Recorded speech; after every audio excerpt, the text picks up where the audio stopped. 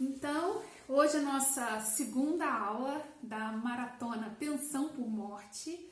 Estou muito feliz com esse projeto porque ontem foi nossa primeira aula e nós tivemos um super resultado, as pessoas gostando muito, as pessoas mandando um direct e mensagens pelo WhatsApp gostando, dizendo que foi muito legal, foi muito emocionante, de fato. É um tema que eu gosto muito de falar, né? Então, realmente foi. Mas hoje é uma aula bem técnica. E, na verdade, ela nem estava no cronograma para ser hoje, mas eu tinha que fazer isso essa semana para que a gente pudesse acertar o cronograma na próxima semana. Então, eu acabei nem divulgando tanto. Mas não importa a quantidade de pessoas aqui, o que importa é que a gente possa gravar, ter o conteúdo aqui no Instagram e também no YouTube para que depois as pessoas possam assistir. Hoje nós não teremos música, como tivemos ontem, porque nós temos bastante conteúdo e temos tempo a seguir. Então eu já vou começar falando do nosso tema, que é a Lei 13.846 de 2019 e afetação na prestação pensão por morte. Todos sabem aqui, como eu já falei ontem. Oi, André, tudo bom? Todo mundo sabe como eu já falei ontem, eu sou especialista em direito previdenciário, também especialista em direito constitucional, também sou especialista em direitos humanos, então hoje vai ser um misto dessas três especialidades aqui. Eu vou falar um pouco de direitos humanos, vou falar um pouco de direito constitucional e, por fim, vou falar sobre direito previdenciário, em especial sobre a 13.846, que é o que vai nos importar. Vou falar sobre controle de constitucionalidade, em especial controle difuso de constitucionalidade, na parte final, e por isso que a gente precisa ter um pouco mais de celeridade para que a gente possa concluir todo o conteúdo no tempo programado. Então vamos lá? Estão preparados para começar? Bora lá! Então, eu começo falando para vocês sobre direitos humanos. E eu quero fazer aqui Oi! Chegou, Antônia! Beijo, amor! Eu quero fazer aqui com vocês apenas uma ponderação importante, porque as pessoas elas fazem uma certa confusão quando a gente fala de direitos humanos, porque a gente fala de direitos de primeira geração, direitos de segunda geração, direitos de terceira geração, e as pessoas confundem achando que uma geração substitui a outra geração, e são várias gerações. Na verdade, quando a gente fala de direitos humanos, a gente fala de direitos humanos como um todo. Essa sistematização de geração ou dimensão às vezes dá a ideia de separação, mas não existe essa separação. Quando a gente fala de direitos humanos, a gente fala de direitos humanos, direitos fundamentais, sobretudo, mas direitos humanos, ok? Só para fazer essa distinção logo no início. E seguindo aqui, eu começo falando das gerações ou dimensões do direito, lembrando uma palestra que Karol Vazak fez em 1979, onde ele deveria falar sobre direitos fundamentais. Olá, Valéria, querida, um beijo. Mas o que ele fez? Ele fez uma espécie de associação dos direitos fundamentais aos lemas da Revolução Francesa. Quais eram? Liberdade, igualdade e fraternidade. Então, os direitos de primeira geração ou dimensão, liberdade, os direitos de segunda geração ou dimensão, igualdade, e os direitos de terceira geração ou dimensão, fraternidade. A gente não pode esquecer que no final do século XVIII, o que a gente tinha, na verdade, né, nós tínhamos três estados. Quais eram esses estados? Nós tínhamos a nobreza, nós tínhamos o clero e nós tínhamos os súditos. Então, a nobreza, para ser nobre, bastaria nascer naquela condição de nobre. Para ser do clero, você poderia vir dessa classe, tanto da primeira ou da terceira, que seriam os súditos, mas você teria que se abster da vida mundana e se dedicar à vida à igreja, e o terceiro estado seriam os súditos, que todo o restante da população. Então, no final do século XVIII, quando Karol Vazak ele faz essa alusão aos lemas da Revolução Francesa, aos direitos humanos, olá, Mônica, beijo, meu amor, bom que você está aqui. Quando ele faz essa alusão aos direitos humanos e aos lemas da Revolução Francesa, no final do século XVIII, a gente tinha o questionamento do poder absoluto do rei. Então, nós tínhamos ali o poder soberano, o poder absoluto do rei, e passou-se a ter questionamentos individuais dessa limitação do poder estatal. E aí, diante de tantos questionamentos, o que se conseguiu é que passou-se a proclamar que todos nasceriam livres e iguais. E aí, nesse momento, a gente tem o que a gente chama da inversão ex parte principi, ex parte populi, que significa exatamente o seguinte: o soberano passa a ser o povo e os governantes, os meros representantes. Deixa eu colocar num outro modo de visualização aqui que fica melhor para mim. Isso. A partir dessa inversão, ex parte principi, ex parte populi, nós temos exatamente isso. O soberano passa a ser o povo e os governantes, meros representantes. E esse reflexo lá do final do século XVIII, ele está nítido na nossa Constituição de 88, no parágrafo único do artigo 1º, que eu gostaria que quem tivesse aí com a Constituição abrisse, que diz assim: todo poder emana do povo, que exerce por meio de representantes, de seus representantes. Na verdade, o que tem a ver, né, o fato gerador lá do final do século XVIII e reflete aqui hoje, nos dias atuais, na nossa Constituição de 1988. É exatamente isso. É inversão ex parte principi, ex parte populi, onde o povo passa a ser o soberano. Como eu disse na aula de ontem, e quem ainda não assistiu, vai lá no meu canal do YouTube que essa aula está disponível, tá bom? E é importante até para a gente poder entender esse início da Previdência, enfim, todo um conceito histórico que eu falei, e falei muito sobre Constituição, mas eu repito aqui essa parte que eu disse ontem, que a Constituição de 34, ela já tratava de direitos sociais. Mas a Constituição de 88, ela realmente se debruçou em direitos sociais.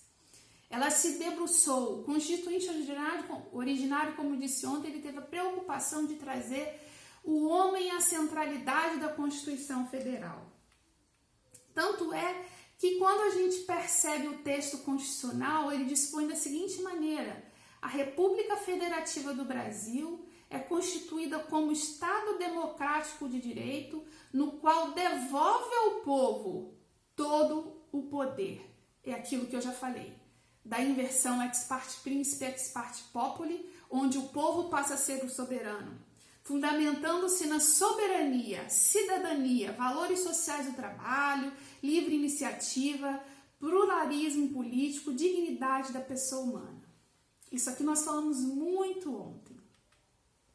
Mas o que aconteceu? E aí, por que nasceram os direitos de segunda geração ou segunda dimensão? Os direitos sociais, que é o que a gente fala muito hoje.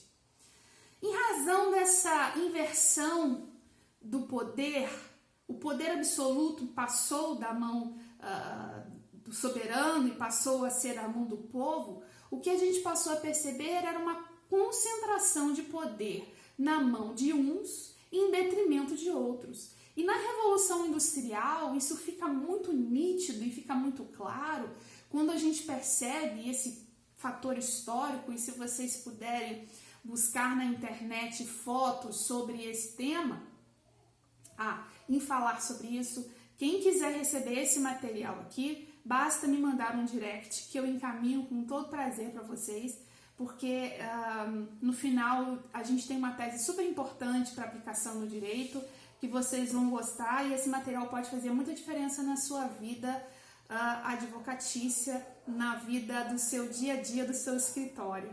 Então, o que acontece na Revolução Industrial? A gente percebe a concentração de poder na mão de poucos, a gente vê um abuso de poder do particular. Olá, Baiano, tudo bom? Beijo, meu amor. A gente vê a concentração de poder na mão de poucos, em detrimento de muitos. Então, nós vemos pessoas humanas trabalhando 14, 17, 18, 20 horas seguidas, sem a menor condição, sem a menor estrutura de trabalho. A gente percebe crianças trabalhando, então eram situações insalubres, fétidas, sem o menor controle de higiene e saúde do trabalho. E quando eu falo disso, a gente hoje tanto luta por um meio ambiente de trabalho saudável. Imagine naquela época da Revolução Industrial, onde não se tinha a entrega de fato do direito social e a entrega de fato desse desejo de proteção do trabalhador. Não se existia. Então, o que a gente tinha, na verdade, eram seres humanos explorados.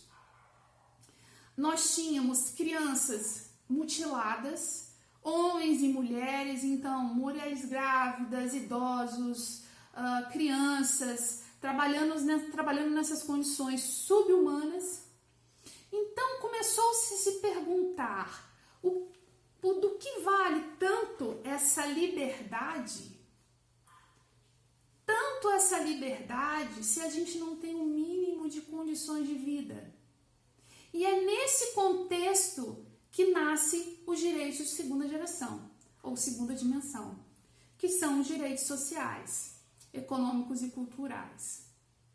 É exatamente nesse momento que se passa a tentar a ter um mínimo de proteção social e que se pensa em proteger o humano como ser humano. E aqui eu volto a falar no que eu falei ontem, do legislador, e a gente volta aqui para os nossos dias atuais, que quando o legislador ele vai se preocupar em propor uma lei, em ter um processo legislativo, ele tem que ter o senso da historicidade. Então, o senso de historicidade nos dá a ideia de avanço. A sociedade ela é dinâmica, a sociedade ela avança, os fatos sociais avançam, mas nós não podemos pensar em retrocesso social. A vedação é um retrocesso social. E isso nós percebemos nitidamente no nosso processo legislativo, onde nós temos nítidos retrocessos sociais ao longo do tempo, não só com relação ao direito previdenciário, mas com relação a outras matérias do direito também. Olá, Priscila, doutora Priscila, olá. Doutora Priscila vai fazer a nossa última live, ela acabou de entrar aqui. Ela é presidente do Instituto dos Advogados Previdenciários e ela tem um livro maravilhoso que trata sobre pensão por morte, e ela vai estar com a gente no último dia fazendo uma grande live aqui. Obrigada, Priscila, por estar aqui conosco. Então, existe essa questão da vedação ao retrocesso social. E aqui eu preciso fazer uma ponderação com vocês sobre a diferenciação da igualdade real para a igualdade formal. Então, nós temos a igualdade formal, o que está na lei, o que está escrito, o que aparentemente é uma igualdade, mas nós precisamos pensar, quando a gente pensa em direito previdenciário, sobretudo na igualdade real. E eu gosto sempre de dar esse exemplo, que é o seguinte: nós temos um muro e nós temos do outro lado um time de futebol. e nós temos desse lado 3 espectadores. O muro ele mede 1,60 m, vamos dizer. Então nós temos 3 espectadores. Um mede 2 metros, um mede 1,80 m e um mede 1,40 m. Então o que mede 2 metros, ele vai conseguir assistir o jogo do outro lado numa boa. Muito bem. O que mede 1,80 m, né, que eu falei, ou 1,60 m, não lembro mais, ele também vai conseguir ver o jogo normalmente, ok? Mas o que mede 1,40 m, ele vai conseguir assistir esse jogo? Não. Eles estão em pé de igualdade? Não. Então, o que eu preciso fazer enquanto profissional do direito para que esse que mede menos ter igualdade? Será que ele precisa de uma cadeira diferenciada? Será que ele precisa de um banco? Será que ele precisa de uma plataforma? O que será que ele precisa? Que instrumento ele precisa para que eu dê igualdade real a ele? Para que ele se coloque em pé de igualdade com os outros que estão assistindo o jogo de futebol. E é isso que a gente precisa pensar quando a gente faz as nossas ponderações e faz as nossas petições. O legislador, ele impõe dificuldades na efetivação da igualdade real. E eu vou falar um pouco mais sobre isso mais à frente para vocês, quando a gente falar da companheira e do companheiro, porque a igualdade real não existe mais na 13846 quando a gente trata de companheiro e companheiro.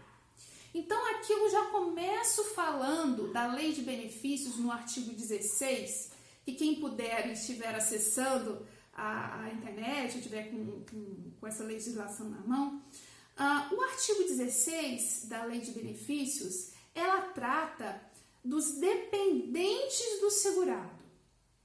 Então, nós temos 3 classes. Nós temos a primeira classe, nós temos a segunda classe e nós temos a terceira classe. O que importa para nós neste momento aqui é a primeira classe, que trata do companheiro e da companheira. A primeira classe também trata do cônjuge, do filho, mas para nós aqui no nosso estudo de hoje não importa. A gente vai tratar apenas do companheiro e da companheira, que é o tema, a temática que a gente está dizendo da igualdade real, da entrega da igualdade real a essas pessoas, ok? Então, isso está no inciso 1º do nosso artigo 16. E aí, quando vem a MP 871, em janeiro de 2019, que foi convertida na 13846 em junho de 2019, nós temos a introdução do parágrafo 5º no artigo 16. E este parágrafo 5º, ele, na minha visão, simples e modesta visão, é completamente inconstitucional. E eu vou debater um pouco mais sobre isso mais adiante, a respeito dessa inconstitucionalidade. Mas o que diz o parágrafo 5º do artigo 16 da Lei de Benefícios, que foi introduzido pela 13846? Diz o seguinte: as provas da união estável e de dependência econômica exigem início de prova material contemporânea dos fatos, produzido em período não superior a 24 meses anterior à data do óbito, ou do recolhimento à prisão do segurado, aqui a gente está falando do auxílio reclusão, não admitida a prova exclusivamente testemunhal. Então, eu vou me fixar a duas situações aqui. Quais sejam? Dependência econômica e não admissão da prova exclusivamente testemunhal. Esses 2 pontos nós vamos fixar. E esses 2 pontos, eles ferem diversos princípios constitucionais. E por isso, do controle de constitucionalidade, que mais adiante eu vou falar. Olá, Ana Paula, tudo bom, querida? Um beijo. Quais são esses princípios? Primeiro deles, o princípio da igualdade. Por quê? A classe 1, ela engloba vamos voltar lá no artigo, deixa eu voltar lá para poder falar direito para vocês. O cônjuge, a companheira e o companheiro, o filho não emancipado. Então vamos colocar aqui o cônjuge, o companheiro e a companheira. Eles estão na classe 1. E importante também dizer que o parágrafo 4º dispõe que a dependência econômica daqueles que estão no inciso 1º, essa dependência econômica ela é presumida. Então, se o próprio parágrafo 4º dispõe que a dependência econômica daqueles que estão na classe 1 é presumida, como a Lei 13.846 inova e inclui o parágrafo 5º dizendo que há necessidade de prova da dependência econômica. Então, daí a gente já percebe uma disparidade absurda entre o próprio texto legislativo, mas não somente isso. Percebemos pelo parágrafo 5º essa inconstitucionalidade. Então, aqui nós temos o princípio da igualdade, que refere basicamente o princípio da igualdade, porque a companheira e o companheiro estão no inciso 1, junto com o cônjuge. E, portanto, não há que se falar em prova de dependência econômica. A gente tem também a afetação ao princípio da ampla defesa.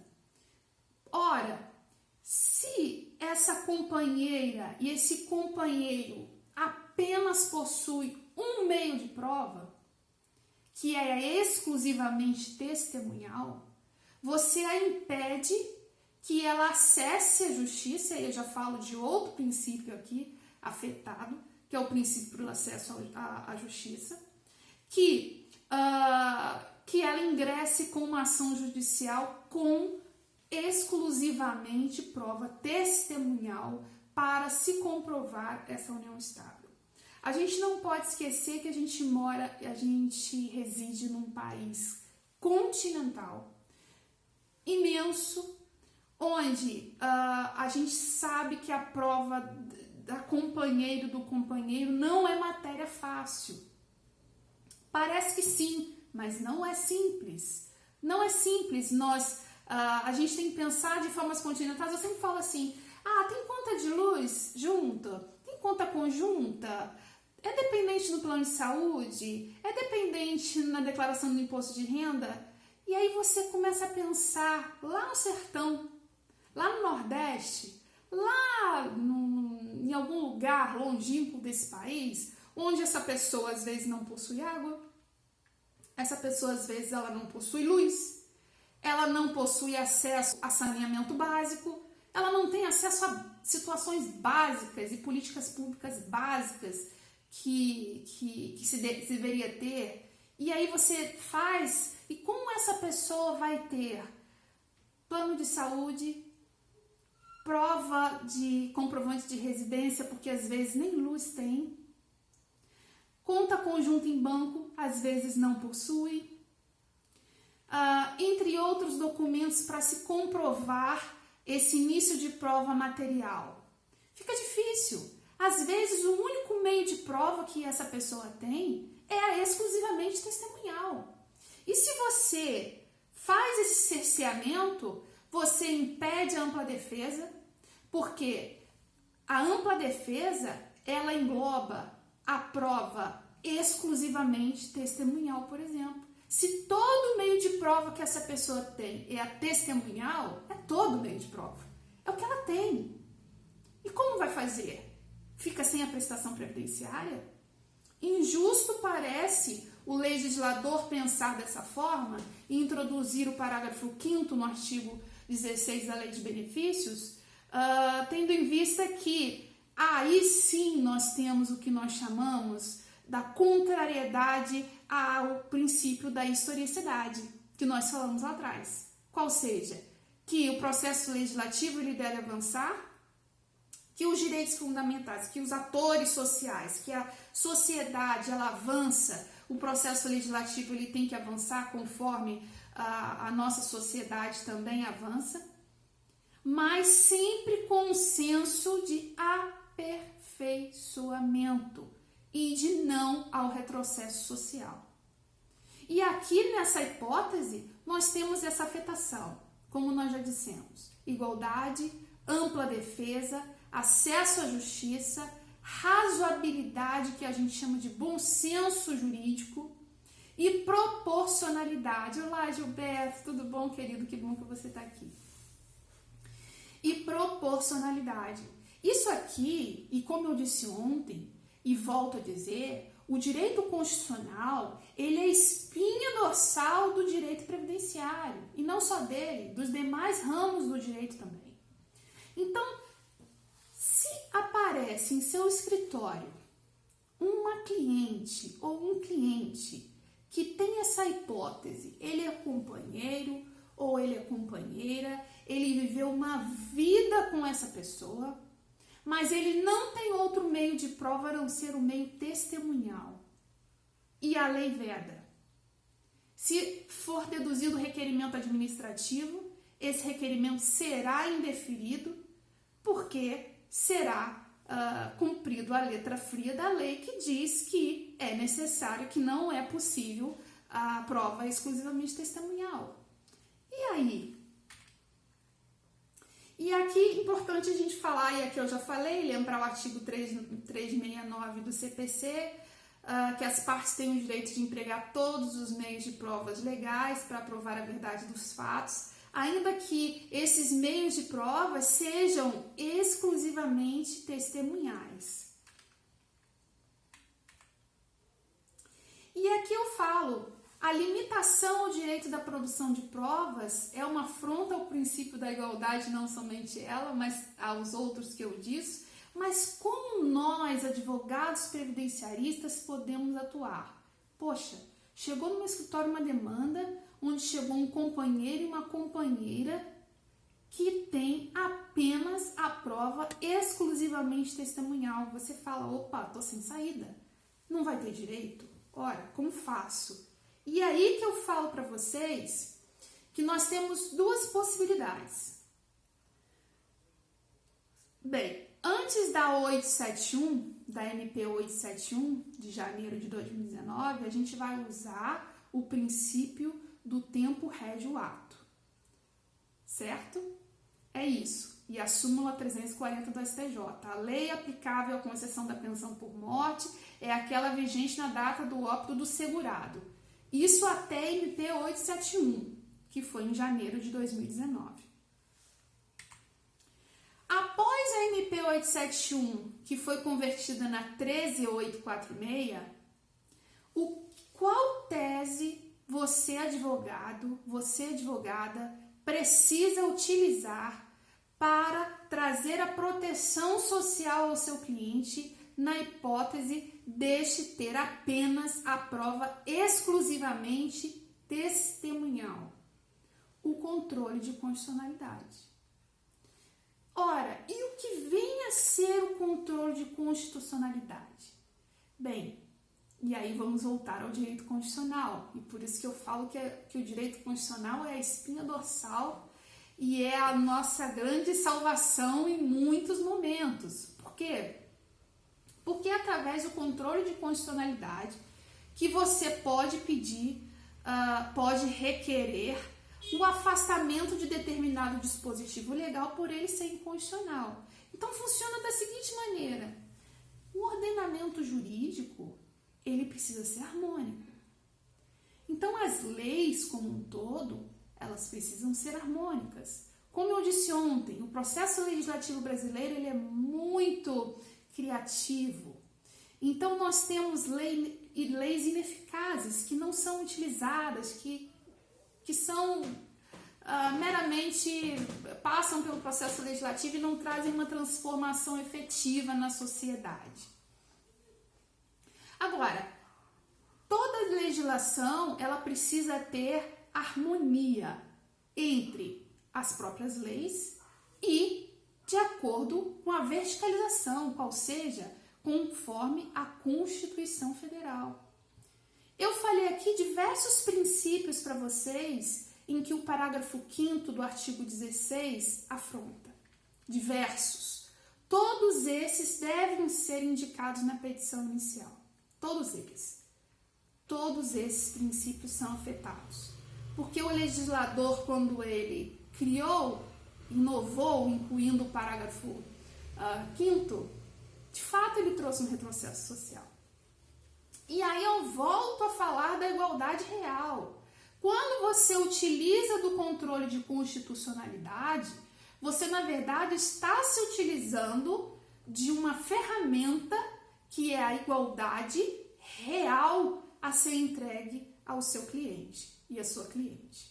Porque não adianta nós termos a letra fria da lei aparentemente trazendo uma igualdade formal se nós temos uma desigualdade.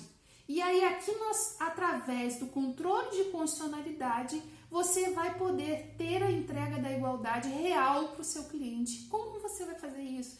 E aqui eu trago uma lição de Barroso que diz assim: a declaração de inconstitucionalidade consiste no reconhecimento da invalidade de uma norma e tem por fim paralisar a sua eficácia. Então nós temos de fato a paralisação dessa eficácia. E esse controle de constitucionalidade ele pode acontecer de duas maneiras. Ele pode acontecer pelo controle difuso ou pelo controle concentrado. Pelo controle difuso, nós, advogados, caso a caso, devemos levar o fato como fundamento da defesa ou da ação, informando que aquele dispositivo legal ele é inconstitucional. Então, como eu faria? Olha, a fulana de tal, conto toda a história, ela não tem o comprovante, ela não tem início de prova material, ela tem apenas exclusivamente a prova testemunhal e é o todo meio de prova que ela possui. Isso não pode ser ignorado pelo Poder Judiciário. Então eu faço o requerimento como fundamento da ação ou da defesa dessa inconstitucionalidade na hipótese aqui do parágrafo 5º do artigo 16 da Lei de Benefícios. E aí nós temos a outra hipótese, que é o controle concentrado, que somente os legitimados podem fazer esse requerimento. Então, até que algum legitimado faça uma ação direta de inconstitucionalidade e se tenha um resultado sobre isso, caso a caso, nós, advogados, temos que levar a tese da inconstitucionalidade do parágrafo 5º do artigo 16 da Lei de Benefícios, no qual foi introduzida pela Lei 13.846, de 2019. Então, é exatamente isso. Você tem que, desde a sua inicial, requerer como fundamento da sua ação a declaração da inconstitucionalidade do parágrafo 5º da Lei 13.846. Lembrando para vocês, outro fato muito importante, que a declaração de inconstitucionalidade ela pode ser feita de ofício, ou seja, sem requerimento da parte. Então, se for um juiz que entende que esse parágrafo 5º do artigo 16, introduzido pela 13.846, ela seja inconstitucional e que, portanto, a prova exclusivamente testemunhal ela é válida, foi pausado. Voltamos. Se esse juiz entender dessa forma, ele pode de ofício afastar o parágrafo 5º do artigo 16 da Lei de Benefícios. Simplesmente de ofício. E ouvir as testemunhas e, através do seu livre convencimento, motivar a sentença e afastar de ofício, declarando inconstitucional o parágrafo 5º, acatando somente a prova testemunhal e exclusivamente testemunhal.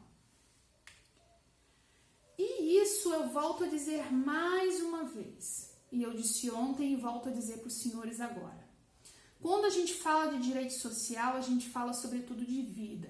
Quando a gente fala de direito social, a gente fala sobretudo de mudança de descendência, de mudança da vida daquelas pessoas. Portanto, a gente nem chegou ainda na questão da reforma da Previdência. Ontem nós falamos que desde 2015 essa prestação previdenciária ela vem sendo modificada.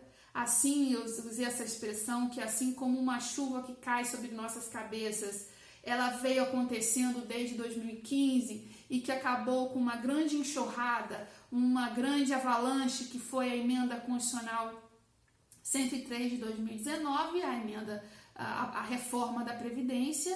E aqui a gente já tem essa questão dessa limitação de direitos do companheiro e da companheira, introduzido pela 13846, e nós nem chegamos ainda na prestação pensão por morte quando trata a reforma da Previdência. Então, para vocês perceberem, os senhores perceberem que essa prestação previdenciária vem sofrendo, desde 2015, sofrendo e suportando importantíssimas alterações legislativas. O legislador, de fato, ele não tem respeitado o princípio da historicidade, ele vem trazendo retrocesso social, sim, vem trazendo prejuízo a diversas famílias, e se a advocacia não for atenta e prestar atenção nessas nuances que são entregues quando a gente tem um conhecimento básico ou mínimo de direito constitucional, nós vamos receber essa demanda no nosso escritório e nós vamos dizer assim, epa, não tem direito, poxa, 3846 alterou, e o senhor ou a senhora só tem a prova exclusivamente testemunhal e infelizmente a partir dessa legislação você não pode mais deduzir esse requerimento, se você só tem essa prova, vai para casa, procura outras provas, vê se tem, vê se não tem, e sabe o que vai acontecer com essa pessoa? E aquilo que eu disse ontem.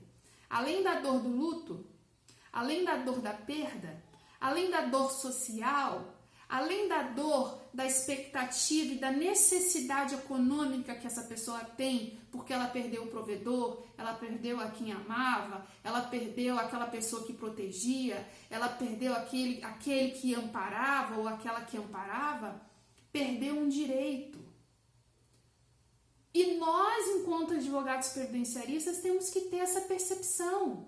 E aquilo que eu disse ontem na aula introdutória, na aula inaugural, nós precisamos ter um refinamento quando nós percebermos uma legislação, olharmos para ela e falarmos assim, nossa, de fato, tem algo errado aqui.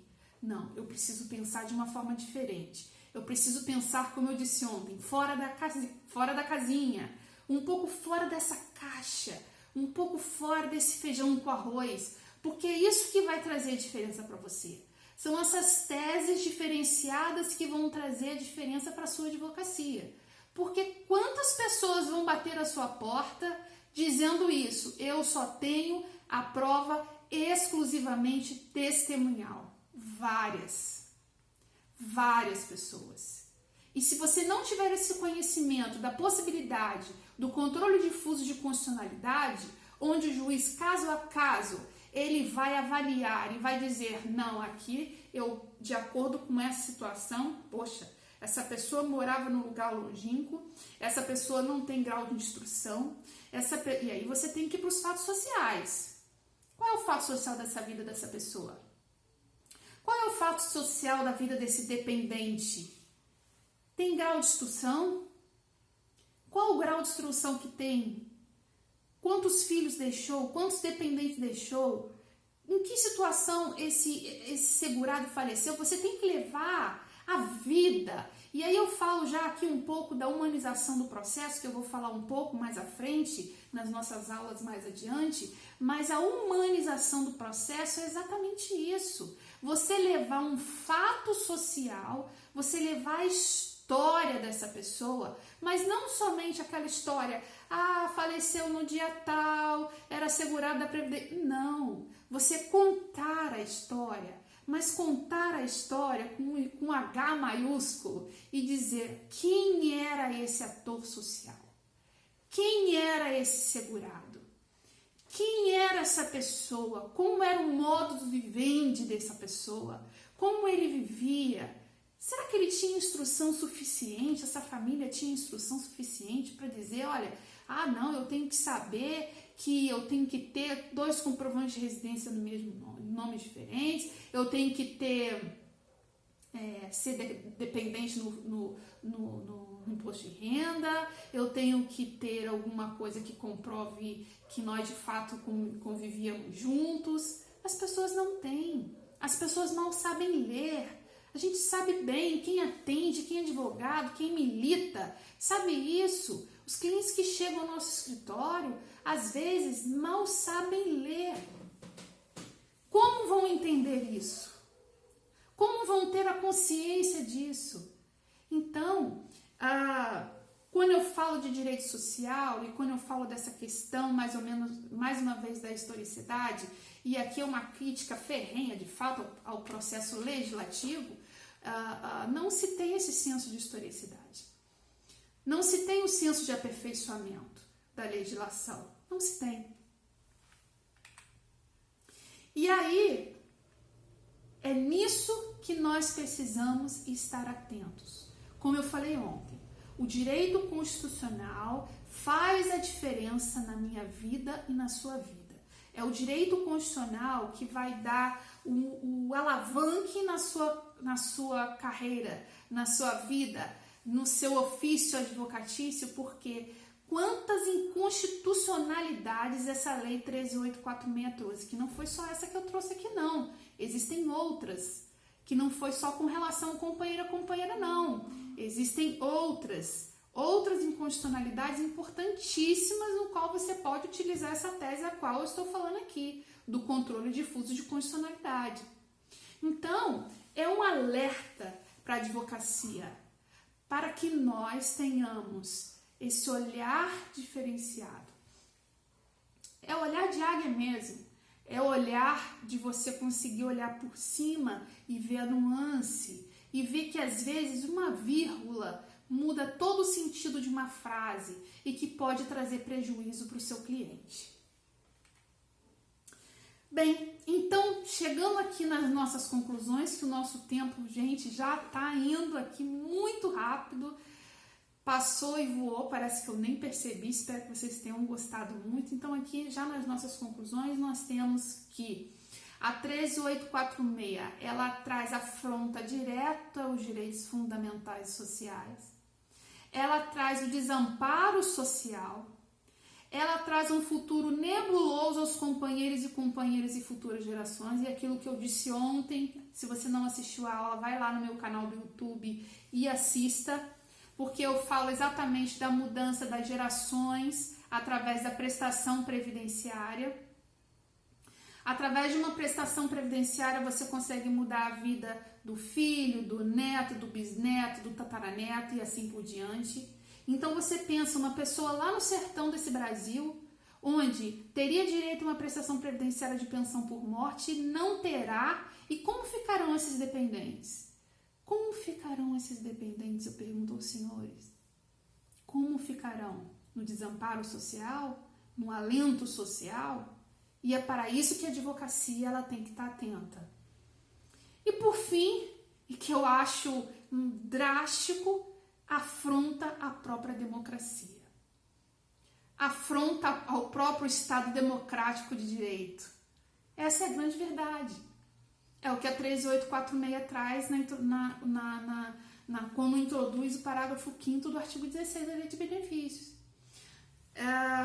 Portanto, eu finalizo aqui essa parte dizendo uma frase no qual eu já falei em alguns momentos, em alguns lugares que eu fui, que é a máxima dos boxeadores, segundo Bruce Lee, que ele diz assim: o vencedor não é aquele que mais golpeia, mas sim aquele que recebe os golpes e permanece de pé. Nós previdenciaristas, no qual a gente percebe esse processo legislativo tão vigoroso e que a todo tempo a gente muda, por exemplo, essa semana nós tivemos uma recentíssima alteração no decreto 3048, toda hora é uma colcha de retalhos e que muda, e que a gente tem que estar todo o tempo atento e atentíssimo a detalhes, a nuances, a vírgulas, a pontos e vírgulas. E essa frase se aplica perfeitamente. Nós vamos continuar de pé. O previdenciarista é aquele aguerrido que não desiste, que segue e que não pensa, conforme eu sempre digo, e disse ontem e repito hoje, que pensa dentro da caixinha. Ah, não, foi publicada a Lei 3846, agora a dependência, é necessária a prova da dependência econômica, aqui não tem afetação ao princípio da igualdade, aqui eu preciso ter outros tipos de prova. Não, você precisa ter exatamente esse olhar. Não, isso é inconstitucional.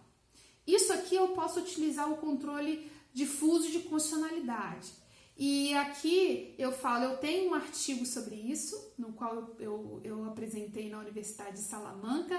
A Maria está aqui, ela estava lá, né?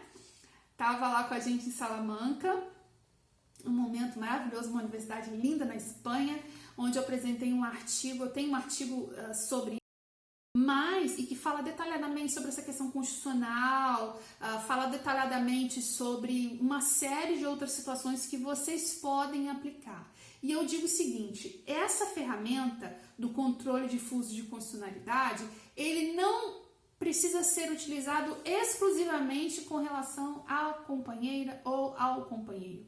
Existem outras situações, como eu já disse aqui. E aqui a 3846 está cheia, menor, em outras situações que você pode utilizar também, como benefício por incapacidade temporária. E aqui eu tenho inúmeras teses que eu poderia ficar conversando com vocês aqui a noite inteira, em que a gente pode utilizar. Na próxima quinta-feira, salvo engano, temos que ver o cronograma, nós vamos trazer estudo de casos, onde a doutora Valéria vai estar comigo falando sobre estudo de casos de pensão por morte, e eu vou trazer esta ferramenta para vocês como um exemplo, como uma forma exemplificativa e de como vocês podem utilizar. Então não percam essa aula, porque vai ser uma aula muito interessante e exemplificativa de como vocês poderão fazer, e aí a gente vai fazer esse estudo de casos. Não posso deixar de dizer aqui que eu estou muito feliz por vocês terem ficado aqui até o final. Dizer que essa live vai ficar gravada aqui no Instagram e vai ficar também no meu canal do YouTube. E eu não posso deixar de dizer, por fim, do meu curso, junto com a doutora Valéria Gaurinck, a doutora Valéria Fundão, Direito ao Ponto, que é um curso muito interessante. Você pode nos seguir lá no Instagram, Direito ao Ponto. Em breve nós teremos muitas outras novidades. Mas é isso que eu gostaria de trazer para vocês nessa breve explanação e nesse brevíssimo tempo que nós tivemos aqui para poder conversar. Arrasa, né, Leus? A Valéria realmente arrasa mesmo. E deixar como pensamento exatamente isso, como continuidade da aula de ontem. Nós precisamos ter conhecimento do direito constitucional. Em se tratando de direito previdenciário, nós precisamos ter esse olhar diferenciado, esse olhar refinado do direito constitucional, porque através dele é que nós vamos ter, por exemplo, essa observação da necessidade do controle de constitucionalidade. Tá? Então é um assunto para vocês se aprofundarem. Em breve nós vamos ter esse livro publicado, onde vai ter esse meu artigo que fala muito mais sobre esse tema de forma muito aprofundada. Trago ali até uma correlação entre Brasil e Espanha, como funciona o controle de constitucionalidade aqui e lá na Espanha. E eu quero agradecer muito a presença de todos vocês aqui. Norma, querida, obrigada por você ter vindo. Um beijo, Eleusa. Djalma, meu querido cliente, um beijo, Djalma, por você estar aqui. todos que participaram. E na próxima semana temos continuação da nossa maratona.